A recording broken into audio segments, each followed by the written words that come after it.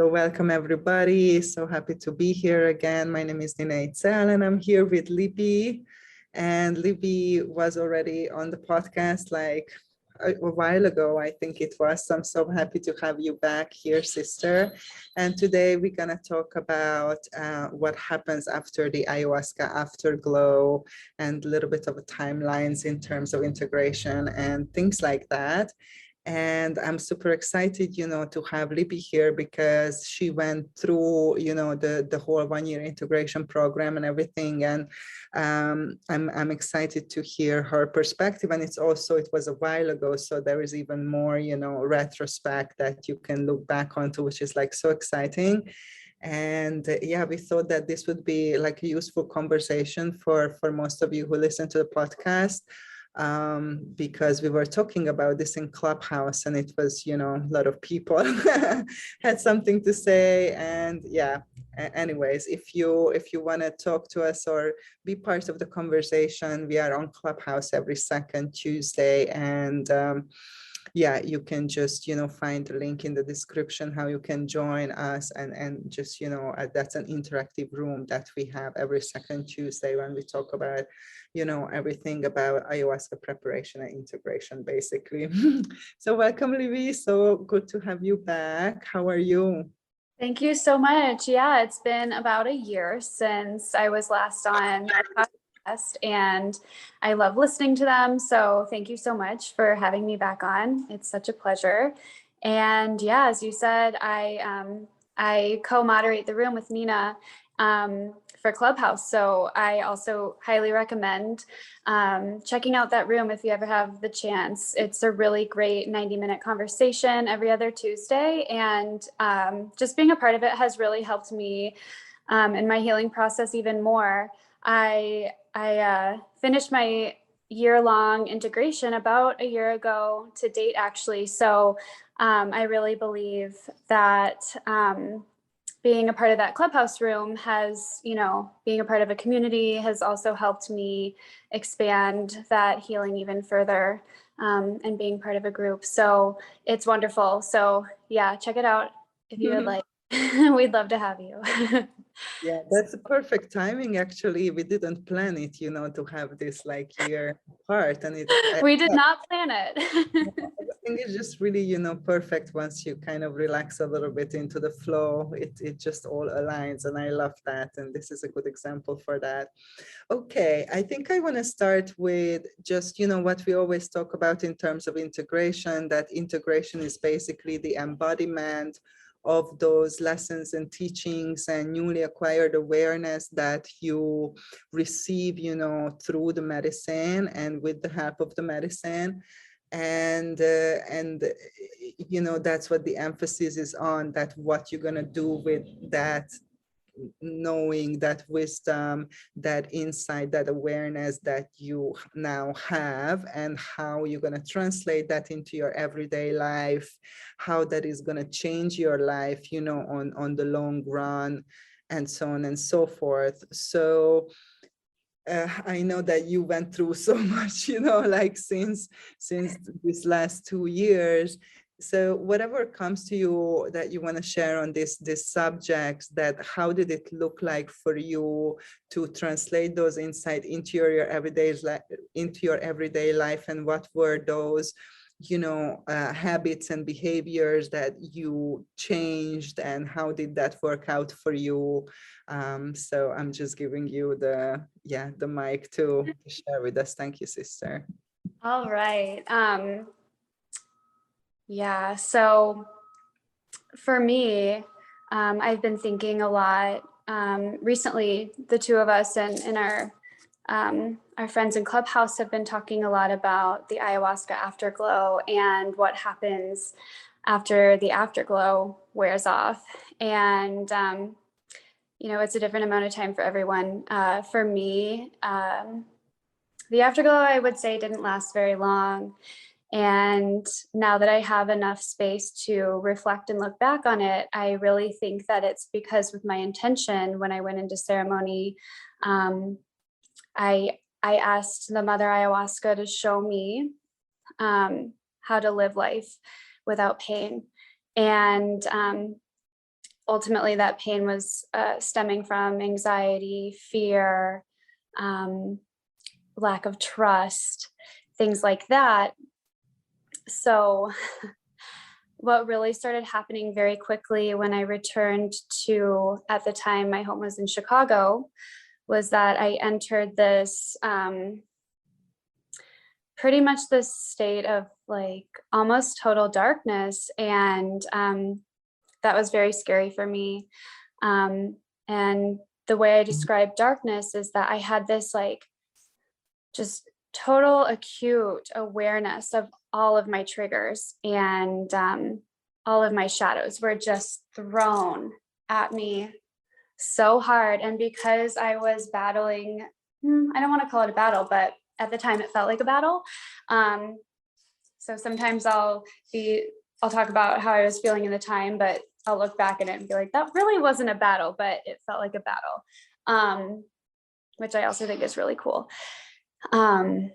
So anyway, these triggers and shadows were just in front of me, and just like I was facing them straight on. And because I was in this sense of total bliss from coming out of ceremony and then being faced with what I had asked for, I asked the Mother Ayahuasca to show me.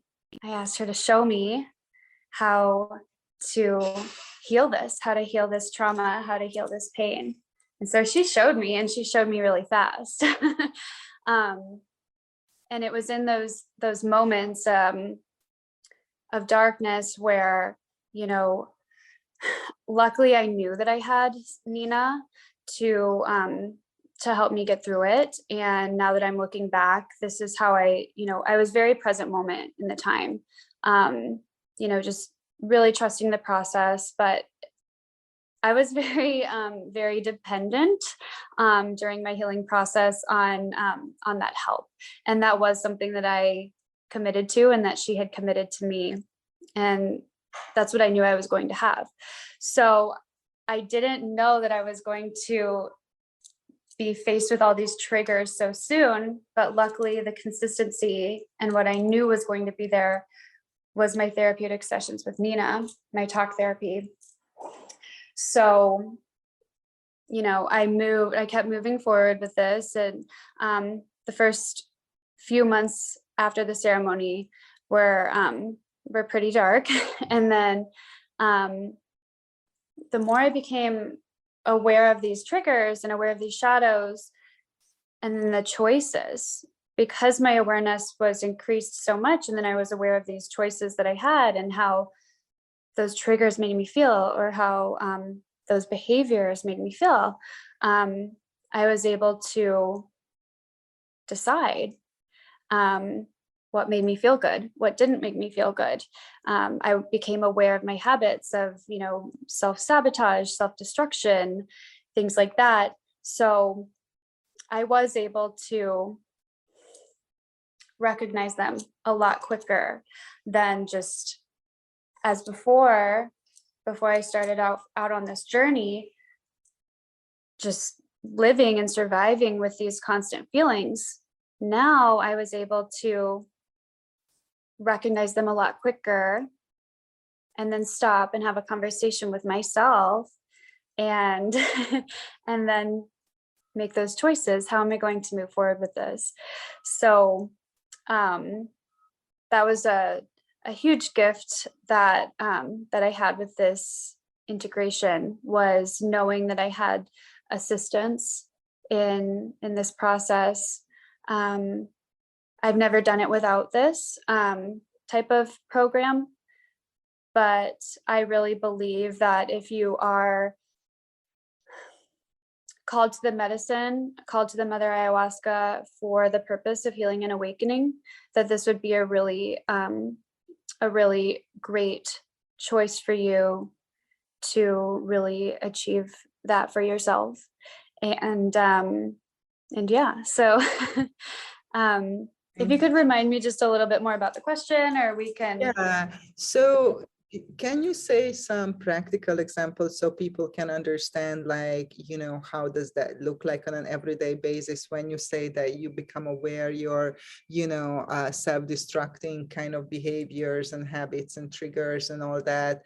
And what did you do about it and how is it now? So for example, I remember, that one of the big things that you were working on was physical pain and discomfort that you felt, and how you were relating to your body before, and then what happened, and how you started to listen and honor your body, and therefore feel better in your body. And another thing that I remember, like I think everybody can relate to, was with obviously family relationships and putting healthy boundaries to place. Yeah. So yeah, if you want to tell a little bit more about those two, I think people would love that. Yeah, absolutely. So, as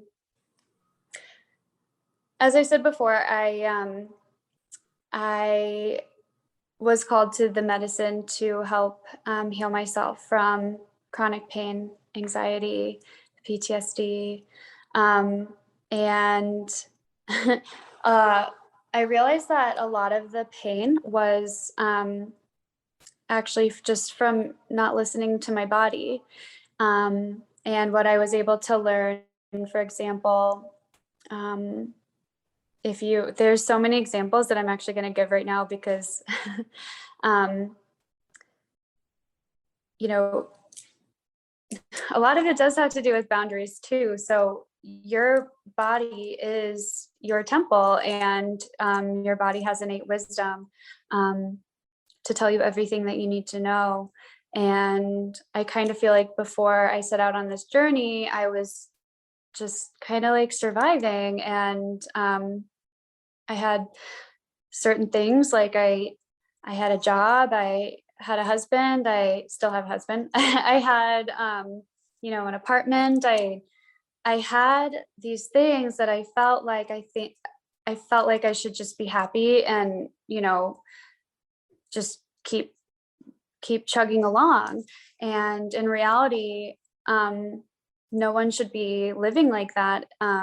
If you're in pain or you're anxious all the time or things like that. So what I started to do was I started to reflect a lot more, like, okay, so I have this job, but why am I in so much pain? Why can I not sleep at night? Why do I feel like I can't speak my truth? And it's because I was refusing to listen to my body. I was refusing to listen to my gut. So as a last resort, my body was giving me these signals in the form of pain. And for a very long time, I still wasn't even listening until the point where it got to that I couldn't even chew and swallow solid food. So that was kind of the final straw, which now as I look back, I call that, like, symbolically, like, the truth was hard to swallow. And I still think that that's a really good representation of the journey that I went through before, during, and after. So for example, I learned how to set healthy boundaries for myself, whether that be in a big situation, like a big case situation, or a small case situation. A small case situation, I would practice yoga asana every day, and I would push myself to the point where I would literally not ever go a day without practicing, because I thought that that was weak or bad if I didn't practice this pretty intense yoga asana every day. And it got to a point where I would push past this immense amount of pain, and I started to realize that was my body just asking me for rest, because I was so imbalanced in the way that I was living my life. I was so masculine or something, or just I pushed so hard, like no pain, no gain. And that really just learning how to listen to my body in such a way has helped me on so many levels, even to a larger case scenario where had this job and I never knew how to stand up for myself. And standing up for yourself I never really knew how to stand up for myself. And I always thought it meant like pushing your chest out and putting your foot down and, yelling back at someone, but like, that's just not what it ended up meaning for me. What it ended standing up for myself really ultimately just meant leaving and not pushing so hard to try to be something that's not right for me. And there's really just no point of doing something that doesn't make you happy. And there's a difference between thinking that you're happy and really being happy. Just because you hold this title or because you have a certain reputation in a community, that can all just be so external and mean something that's really just not your truth at all. And I realized after a while that's after a while in this healing and integration process, that is how I was living my life before. So I stopped trying to push so hard against the universe into getting these jobs and into being in this asana community and things like that. And that has opened up so many more doors for me, where when your energy is flowing, it flows into places where you're more meant to be instead of just muscling your way through life. And when I started, and that really all just flows, like comes back to me listening to my body and just stopping for a second, like even just a few seconds to ask myself, why is my knee hurting so bad? Like, yeah, I did injure it. I injured my knee, but why did I injure my knee? Why, like, what was I doing? Why does it still hurt? What's going on with that? What do I need to do to feel better?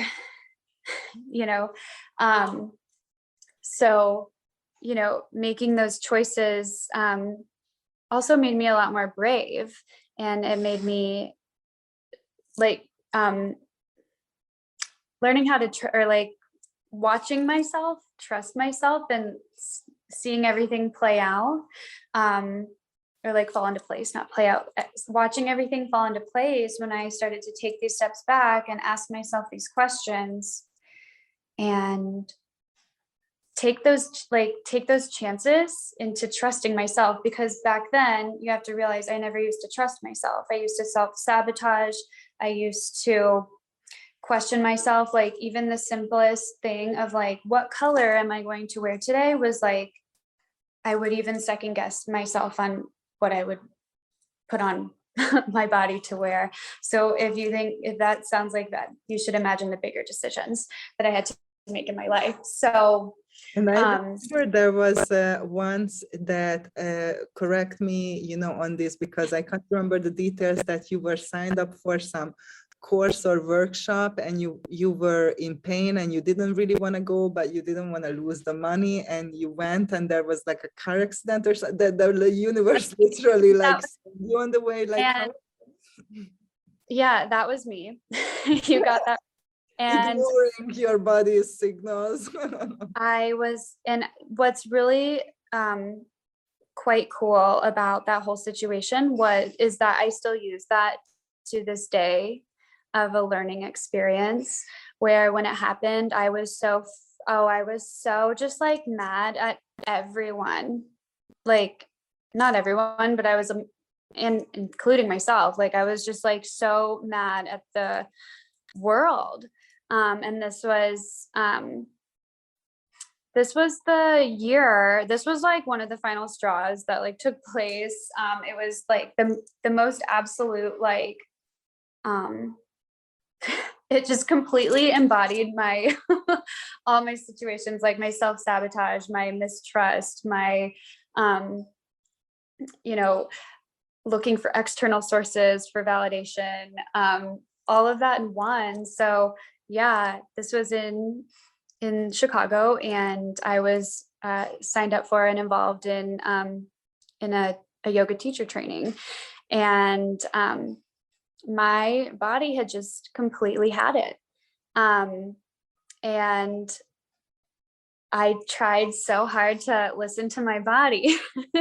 And I even tried to drop out of this course, but then like the bad part, like the bad side of me, like after I had listened to my gut, was like, oh no, you're not going to get your money back, so you should go.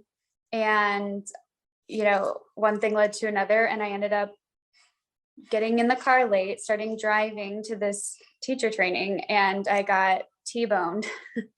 I didn't even make it a block, and I got T-boned by another driver and ended up like tearing a ligament in my shoulder. So then, one thing led to another.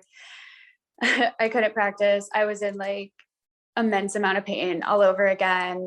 And this was one of my blessings that like ended up, I think, like ultimately leading me back to Nina. I had already known her and stayed pretty close to her, but had never worked with her at this type of in this type of sense. That's what we call a wake-up call from the universe. It was such a wake-up call from the universe, and I still use this lesson almost on a daily basis because of all of the different things and all of the things that it embodies and it touches in my journey. And I think it applies to like many other people. So what you are saying is that, what happened to you through your experience, that you went from this external guidance, which is, what other people say I should do, right? To internal guidance of honoring your own being and your own body, telling you, how much is enough and when to stop and when to pause and when to rest. And with such a small, it's a big journey and a big transformation, but the action that you started to take was just saying yes to that and doing small things like resting more, and taking a day off and just resting your body. And that did miracles, and miracles. Yeah. And then just for me, taking the risk at the beginning of this to learn how to start trusting myself and trusting that when I trust myself, that everything will just fall into place. Right. That was also, really big. And I think that the medicine really helps us with that. Right. So. And, another thing that I want to talk about, because I think we all, obviously live in relationships, and or primary relationships and with family members and loved ones can be sometimes, the most challenging, of course, the most loving and intimate and connected as well, but definitely sometimes the most challenging. I think, I don't know which wise man said that if you think you are enlightened, just go home and visit your family. So I often observe that that's a vital part of the healing process, of the integration process, is to kind of face those issues and work on those issues and take action and shift the dynamics within the close relationships into a more balanced state, that is more beneficial for everybody. And this always comes up as a trigger, for everybody, even without working with the medicine, in any kind of therapy or self-development.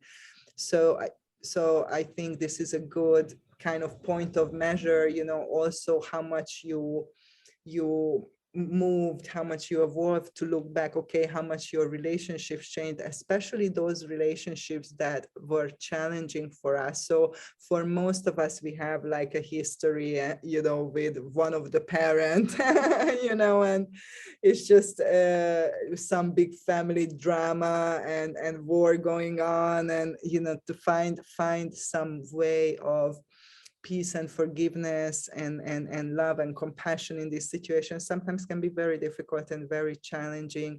And oftentimes, these relationships have elements of abuse or just straightforward abusive relationships or toxic relationships that we are in or we stayed in just because it's a family member and we somehow feel obligated to take that abuse. So how was your experience with that, and where are you now, looking back into that whole story and dynamic in your family?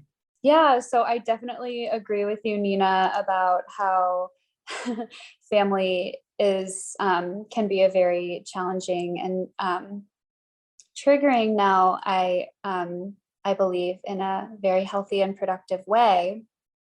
And, going back to a lot of what I've been talking about today is, standing up for yourself and creating healthy boundaries and, balance for yourself. I was always kind of like, I always kind of just wanted to like leave the nest. I'm from Indiana. And so if you know how close Chicago is to Indiana, it's only just about a 3-hour drive. So I was still just at this arm's length distance to my mother. And I was finally brave enough to, well, one, I really needed to get more into nature. So my husband and I, actually during the pandemic, when we were locked in our tiny little studio apartment in a concrete jungle of Chicago, we started, writing down what we really, really wanted in our life and what that looked like. And that ended up ultimately looking like a desert with sun and mountains and nature. And the only place where we could find that was like 15 to 1800 miles away from Indianapolis. And, I've traveled far and wide, but none of that was ever permanent until we did finally make this decision that we didn't need to be so close. And that really did go, fall back into that trusting yourself and creating healthy boundaries for yourself. With that, I've also, I was always so triggered by my mother and I have a lot of differences in our communication styles and on our views in life, politics, whatever it may be. And I was always so triggered by these conversations that we would have that would barely ever be conversations. They would just kind of like always turn into pretty big arguments. And I always felt like I needed to prove my point by speaking or fighting back or yelling back. And that never seemed to get me anywhere. And I never quite realized that until, once again, after I sat with the medicine and I started integrating and I started making these choices. So I'd be triggered by a comment by my family. I'd be like totally triggered by a comment. And, at first I'd notice this like urge to fight back. But because I had this awareness of how is this going to make you feel if you keep fighting back or if you join this vibration? Has it worked before? Like, has it worked before? And how far have you gotten? Or are you just going to try something different? Like maybe don't respond. And that's going to be your reaction, is to not respond and see where that takes you. So I started kind of like experimenting with this and changing my communication style with my family. And, I definitely do not speak to my family as often as I used to, but whenever I do now, it's a lot healthier. And it feels a lot better. And did I mention it's a lot healthier?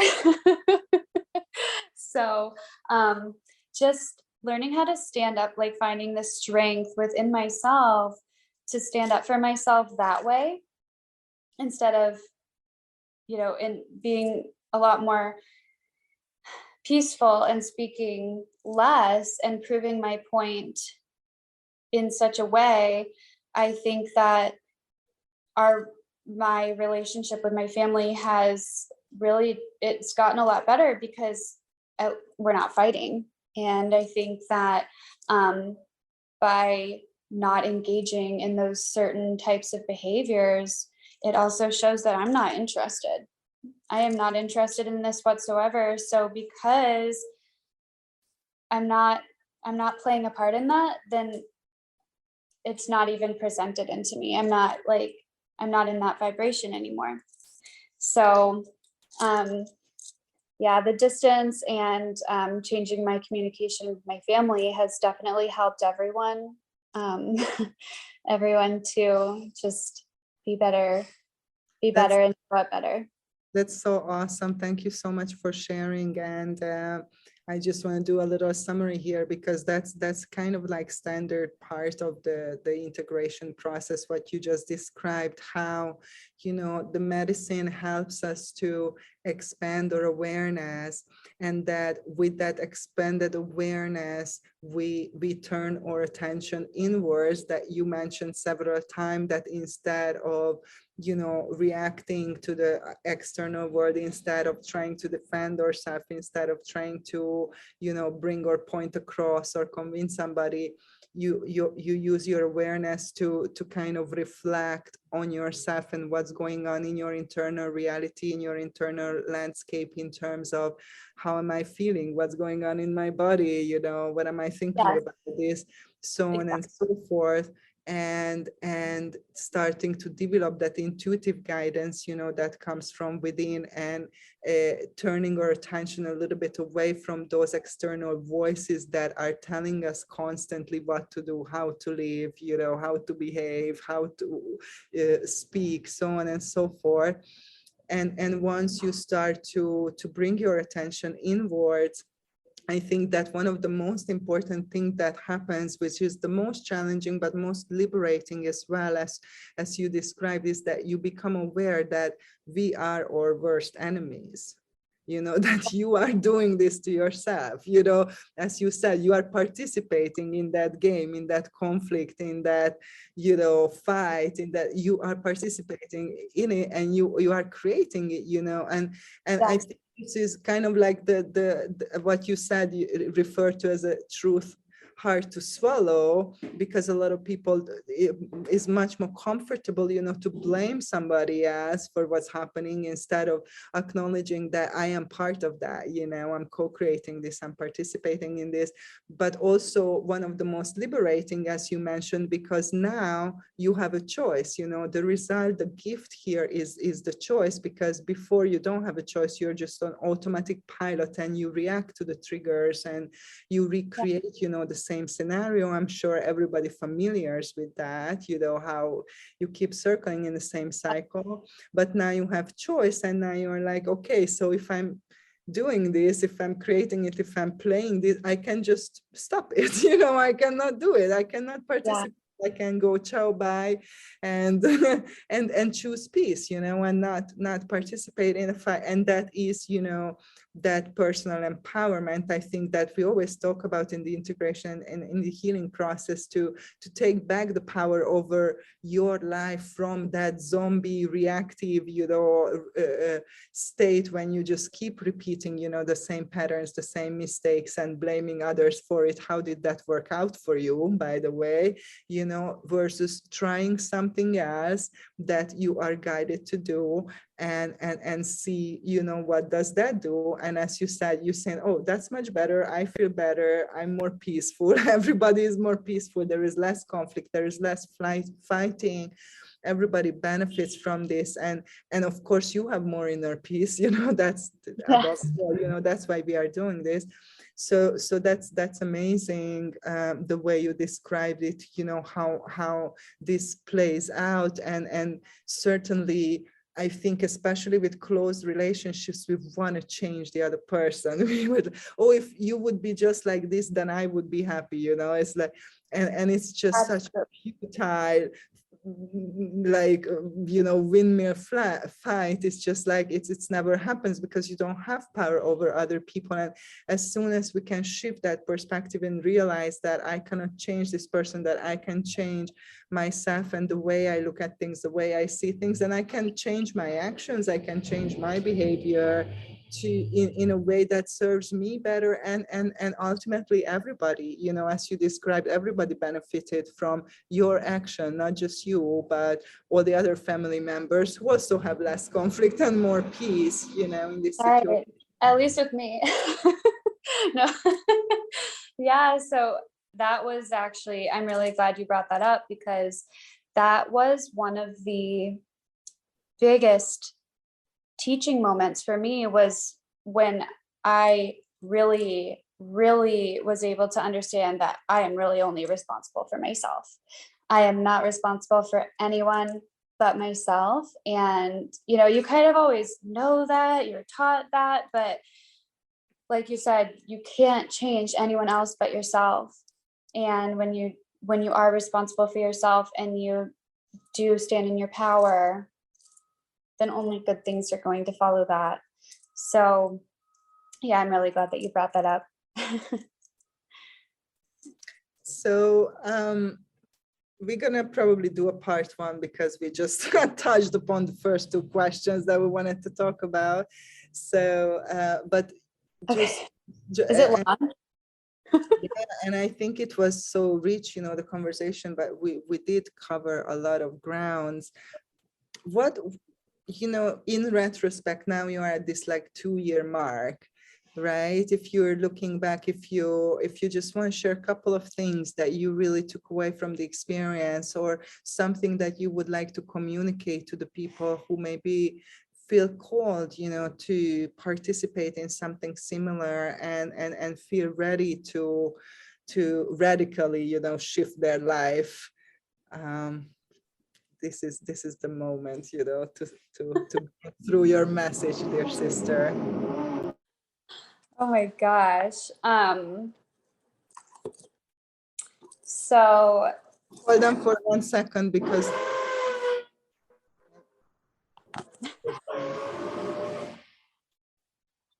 no worries. That was a big question. So I need to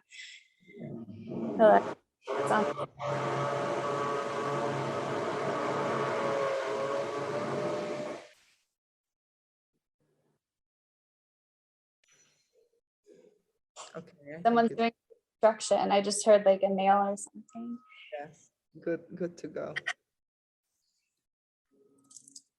Okay. So my message to anyone who is thinking about starting on a journey like this, who has experience with a journey like this, or feels like, lost, or you don't know what to do, but you're watching this, I feel like this is part of your calling. And I feel like you should definitely trust yourself and trust it, no matter how hard it feels, because everything in the end will be so worth it. I would be lying if I said I wasn't very afraid throughout a lot of this, but that's all part of the balance. I always, every single day, I thank Mother Ayahuasca for her infinite gifts. And yeah, because she and Nina have just made that much of an impact on my life. And I really do. Every single day, I know how much of a difference it's made in my life. I don't live in pain anymore. I don't struggle with anxiety anymore. There are so many things in my life that have been so enhanced because of the changes that I've made in my thought processes, in my daily habits. simply because of the awareness that I've gained from this. So yeah. I really, really would suggest, that you look into, just do a little bit of research on some guides such as Nina. I'm seriously not just saying this. There were many, many, many times throughout my integration where I would have just given up, or I thought this is too expensive, or things like that, or it was just like too dark to even handle. But having her expertise and her knowledge and just her support, it really got me to where I am today. So it was a team effort, and you don't have to do this alone. And that type of investment was and is so worth it.